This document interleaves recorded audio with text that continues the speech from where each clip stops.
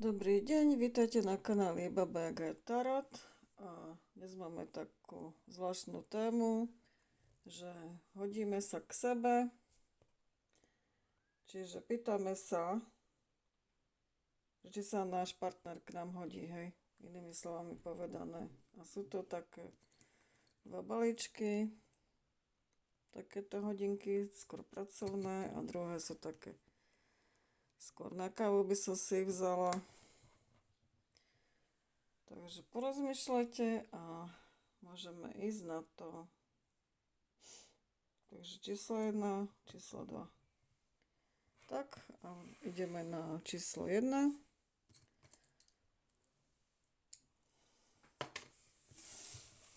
Vykladala som z cigánskych kariet, z mojich kartičiek, škrabopisných a ešte z tarotov.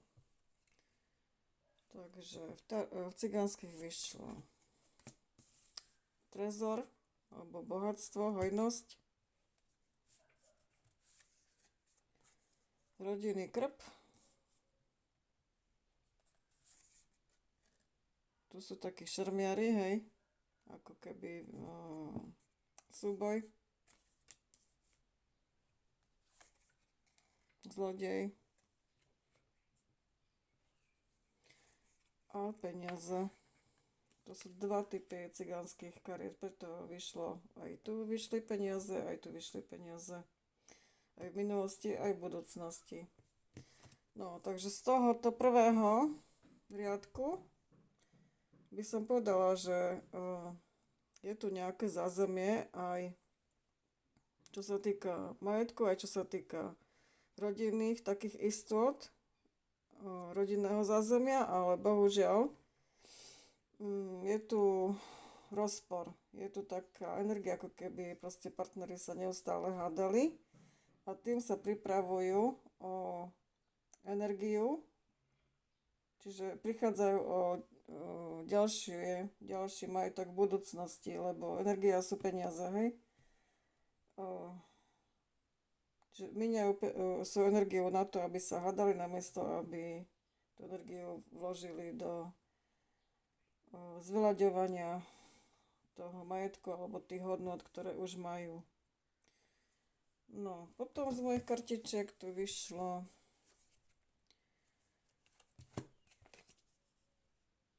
eliminovanie negatívnych energií, obraz nového sveta, čiže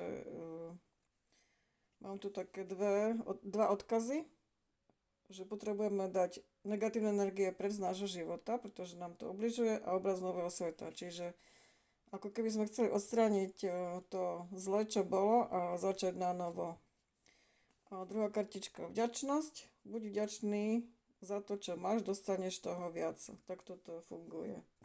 Hej. No. Potom som si vyložila keltský kríž. Taroty sú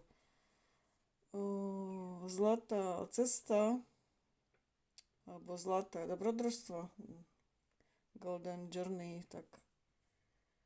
No a vyšlo teda takto, hej. Situácia, aká je, čo ovplyvňuje, aký je potenciál, z čoho vychádzame, také korene, minulosť, možná budúcnosť, kto sa pýta, okolie toho človeka, ktorý sa pýta, a potom je tu, čo máme prekonať, a teda tie prekážky, a posledná karta, možný výsledok. No. Takže situácia sú 3 palice. To je taká situácia, keď máme nejaké plány, už sme do nich investovali, už sme všetko zabezpečili a už čakáme na výsledok. Hej? Takže keby sme to previedli do tohoto, tak možno sme si niečo naplánovali my, ako možno rodina, a očakávame výsledok. No, len som to zopakovala. OK, čo nás ovplyvňuje? Spravodlivosť. Takže ako vyššie sily dávajú pozor na to, aby tu bola spravodlivosť, aby bolo spravodlivosti zadosť. A čo je tu? Potenciál, to je taká špeciálna karta z toho balíčka. Je tu taká myšička, luxusná, úplne zabezpečená. Ešte aj vnúčatá sú zabezpečené, hej. Ona proste má všetko, čo chce, je o ňu postarané, žije si v luxuse a proste eňo ňuňo. No, tak mi tu príde taká materiálna hojnosť veľká, ale pritom napriek tomu sú tu nejaké spory medzi tými partnermi. V minulosti, z čoho sme vychádzali, je tu kráľ pentaklov, ktorý býva väčšinou aj manžel. To je taký uzemnený muž, stabilný, zabezpečený, hej. A, on môže byť ako taký, že sporovlivý, ale zároveň štedrý, hej, že on síce zbiera tie peniaze, ale keď príde nejaká príležitosť, napríklad nejaké narodeniny, tak nemá problém darovať niečo hodnotné. Takže je tu taká pekná energia, hej, mužská, alebo prípadne to sú tie príčiny, dostaneme sa k tomu neskôr. No a v minulosti až doteraz sú stále nové začiatky, tak mi to tak prišlo, že ako keby títo dvaja stále začínali od znovu, hej? Títo dvaja partnery, pretože otázka bola, či sa k sebe hodíme. No. A, v budúcnosti, v možnej budúcnosti, hej, je kráľovná mečov, čiže taká žena, ktorá už dokáže aj odseknúť, keď sa niečo nehodí. Naučila sa byť, možno tými neustalými spormi sa naučila byť už taká, že drží si hranice a nepripustí si niečo, čo jej ubližuje, alebo čo jej nevyhovuje. Kto sa pýta, to je páža palic. Takže kto si vybral balíček číslo 1, je v energii pážaťa palíc. Čo to znamená? No, že dostal nejakú tvorivú myšlienku, prípadne nejakú iskru do života, hej, nejaký impuls a chcel by to ako uskutočniť. Takže má taký zápal, taký entuziasmus a niečo také nové prišlo, čo ho zapálilo. Ten partner je v energii 10 pohárov, takže on je v podstate taký citovo naplnený, je tu vlastne dom, takže možno on je spokojný s tým, aké to je, alebo aj to okolie, hej. No ale máme tu, bohužiaľ, čo máme prekonať, to je 7 mečov, takže vyzerá to, že nie je to také ideálne ako navonok. Navonok to vyzerá ideálne, ale je tu 7 mečov. Vidíme tu tohoto mačiaka, ako sa tu zalizuje za tým vajíčkom, hej. Takže je tu, tak ako tu bol v cigánskych, tak ten zlodej, tak tu je upozornenie na tých 7 mečov, že takisto je tu niečo, čo nám uniká, hej, čo by mohlo naznačovať neférovosť v jednaní. Možno nejaké podrazy, hej, ktoré nečakáme trebárs. Takže toto nás tu veľmi upozorňuje na to a máme tu ale tiež spravodlivosť, čo nás ovplyvňuje, takže keď tu bude nejaká nespravodlivosť, tak bude potrestaná, hej. Že vyššie sily na to dávajú pozor. A vo výsledku je tu kráľ mečov. To je ako možný výsledok, lebo človek má slobodnú vôľu, takže tak ako bola možná budúcnosť, tak je aj možný výsledok, kráľ a kráľovná mečov, to je ako taký pár. Tak mi toto prišlo, že to sú tí dvaja, čo tu tasia tie meče, hej? No. Takže, keď sa pýtajú, či sa k sebe hodia, no tak momentálne tým energiami sa k sebe hodia, ale to, čo vytvárajú, tak možno im je to na škodu, im dvom, lebo im uniká tá energia tými väčšnými súbojmi, hej. A takisto pozor na tých 7 mečov, čo tu je, že uh, aby boli k sebe férovi.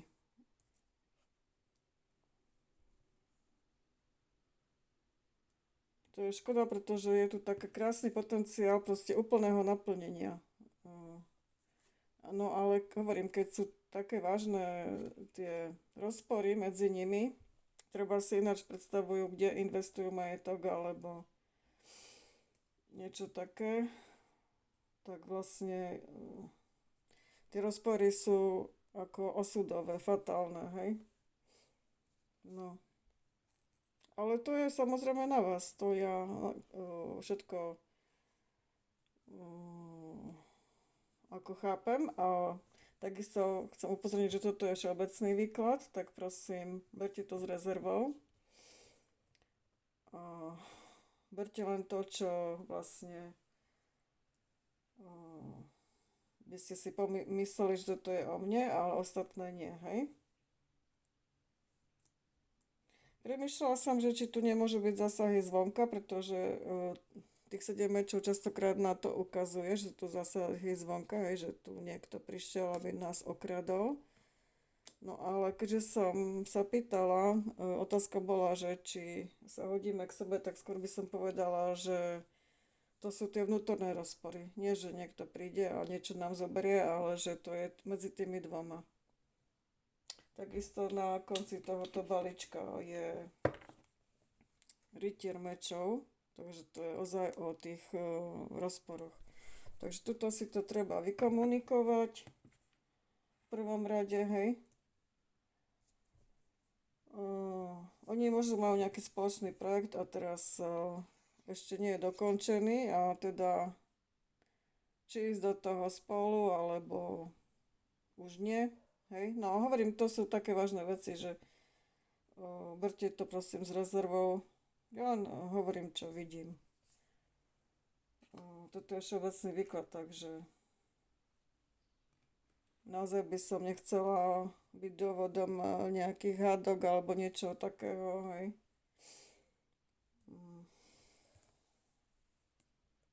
Ja len proste, čo som zachytila energie, tak ich tu ukazujem. Dobre, tak môžeme ísť na balíček číslo 2, to je s tými druhými hodinkami, s tým slonom. To sú tie druhé hodinky s tým slonom.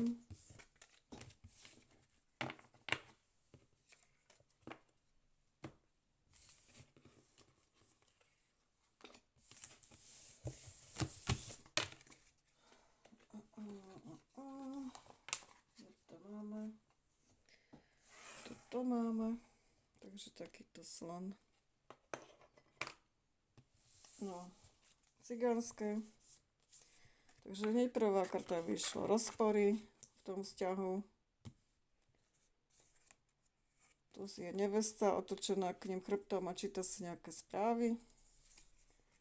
A blesky hromy, hej. Toto symbolizuje aj väžu. Takže toto až padlo, hej. V súčasnosti ona možno necháva padnúť tú minulosť a v budúcnosti má dar v podobe Kupida. To je anielik lásky, amor. No a povedala by som, že tento dar, čo je tu v budúcnosti, je vlastne ten amor, ktorý testuje ľudí. On sa s nimi zahráva, že pošle im trvať do života niekoho a že či budú mať vzťah taký vážny, seriózny, ako krásny ako soulmate, alebo to bude na tých nižších čakrách. Či si vyberieme tie vyššie energie alebo nižšie. Tak to nás testuje ten amor. Ale je to pre nás dar, lebo sa tým učíme. No, teda keď niekto má takýto plán, hej, tak je to pre neho dar, že prechádzame takýmito vzťahmi. Je to také zvláštne, ale vlastne, keď si to duša naplánovala, že chce sa niečo naučiť, tak prechádza takýmito rôznymi vzťahmi. No toto bolo také zvláštne, čo mi tu vyšlo v mojich kartách, tak nechám to na inokedy, teda nie na inokedy, ale neskôr. Ideme na ten kráľovský kríž. Takže situácia, čo ju ovplyvňuje, potenciál,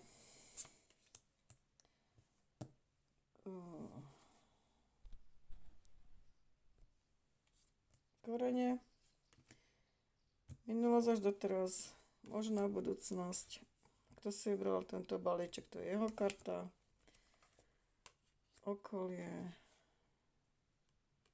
čo máme prekonať a možný výsledok. Takže situácia je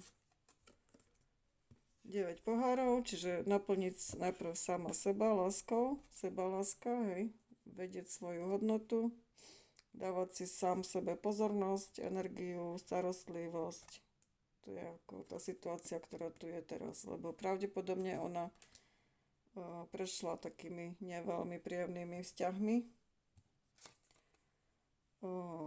čo nás ovplyvňuje koleso šťastia.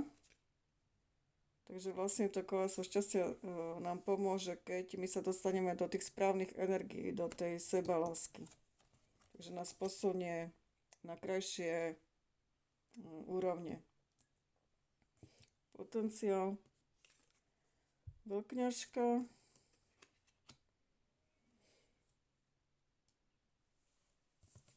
z čoho vychádzame z 5 mečov, takže prechádzali sme takými ťažkými situáciami, keď aj my sami sme pochybovali o sebe, aj druhí ľudia nám neverili, aj proste boli tam také konflikty veľmi nepríjemné, hej. A v minulosti my sme prichádzali s tým pohárom lásky, hej, ale dočkali sme sa tých problematických vzťahov. Možná budúcnosť je eso mečov, takže krásna, čistá pravda, hej, že z tých 5 mečov sme sa očistili na eso mečov. Z týchto konfliktov, z týchto problémov tu dvihneme ten svoj meč a chceme sa ukázať taký, aký naozaj sme, pravdiví. Povieme jasne, čo chceme, nebudeme sa treba zmenšovať alebo prispôsobovať, ale keď niečo chceme, tak to povieme úplne jasne, aby ten partner vedel, na čom je, hej. Aby sme boli aby sme sa ukázali takí, akí sme. A tým si vlastne ušetríme tie problémy, lebo keď nás nechce takú, akú sme, no tak ideme ďalej, hej. Nepotrebujeme takýto vzťah už.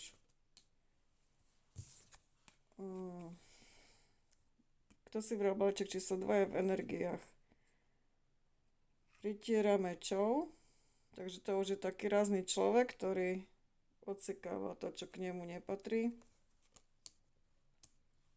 A vlastne to robí aj rýchlo, že už tak možno v minulosti treba zbral na ňoho nejaký falošný ohľad na toho druhého človeka, preto lebo nechcel byť sám, alebo prižmuroval oči, hej, nechcel vidieť tú pravdu, ale tento rytier mečov, ten už je teda dosť rýchly. Okolie, alebo možný partner je tu kráľ mečov, takže tých partnerov pri sebe alebo v okolí má táto osobka takých tiež v tých mečových energiách, tiež takých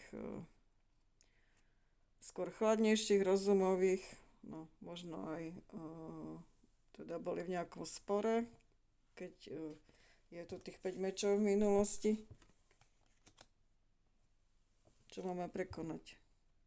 6 palíc, víťazstvo.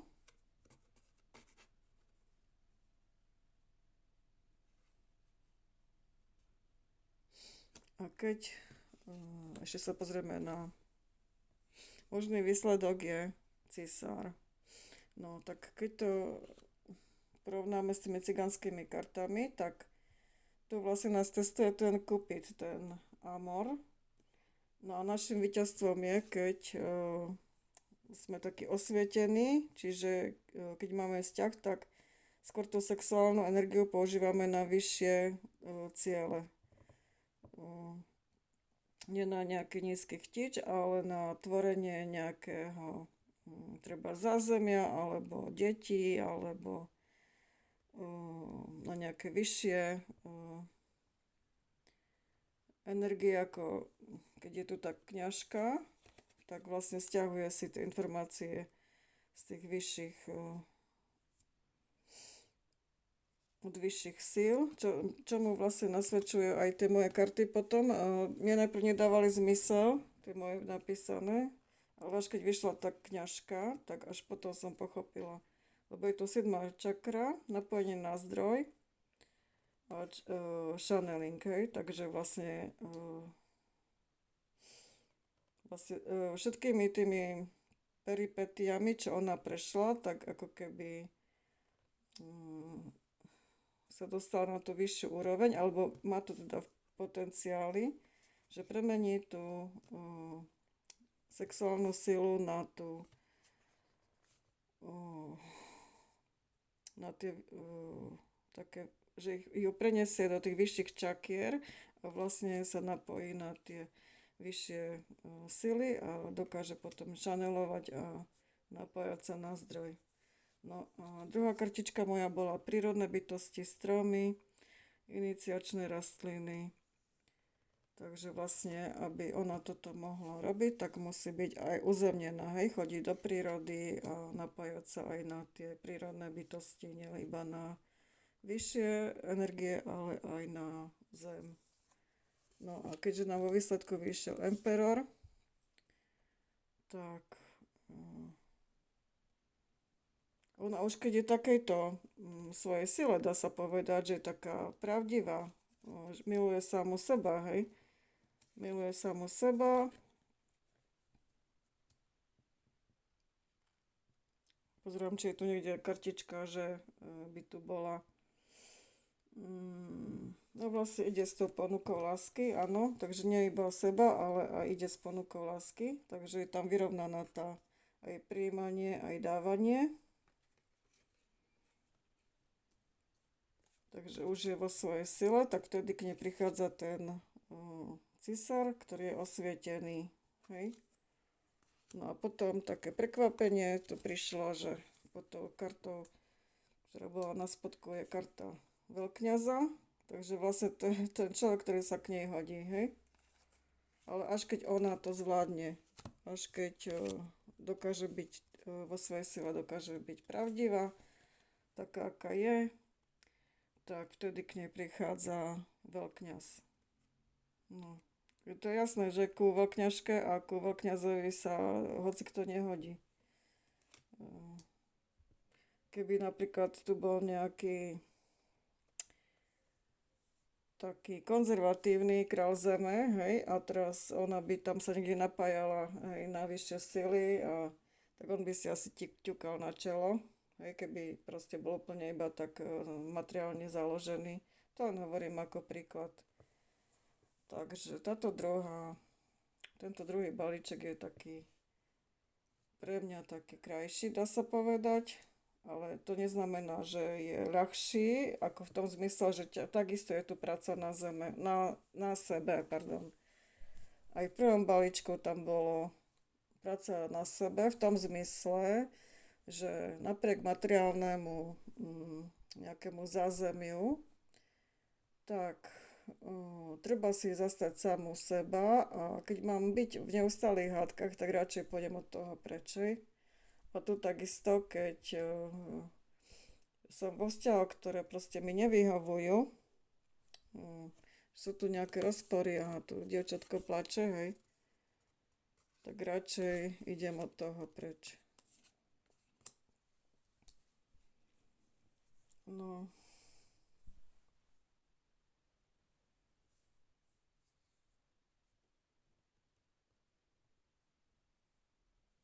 Premýšľam, že či ešte niečo ma napadne, ale nič ma už nenapadá.